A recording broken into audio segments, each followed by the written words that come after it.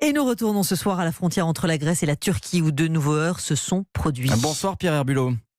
Bonsoir Sébastien, bonsoir à tous. Vous êtes notre envoyé spécial au poste frontière. Aujourd'hui, les autorités turques ont accusé les policiers grecs d'avoir ouvert le feu à balles réelles sur les réfugiés qui tentent d'entrer en Europe, ce que la Grèce dément catégoriquement.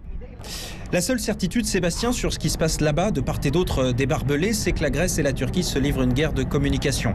Depuis le début de la semaine, Ankara répète chaque jour que les migrants à sa frontière se font tirer dessus par les autorités grecques, que certains en sont morts, des images circulent sur les réseaux sociaux.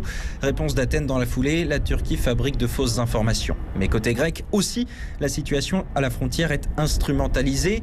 Il doit y avoir une centaine de journalistes avec moi à Castagnes, ville de 1000 habitants collée à la Turquie.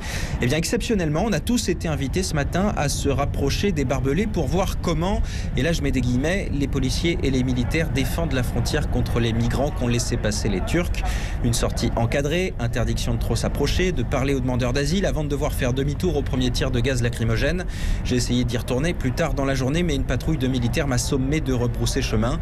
Une bataille d'images donc, très politique, entre la Grèce et l'Europe d'un côté et la Turquie de l'autre, et au milieu de laquelle se trouvent 20 000 migrants, d'après les derniers chiffres des Nations Unies. Pierre Herbulot en Grèce, à la frontière avec la Turquie, la crise qui se joue dans la région, les tensions militaires avec la Syrie. Il en sera question demain. Le président turc Erdogan a rendez-vous à Moscou avec Vladimir Poutine.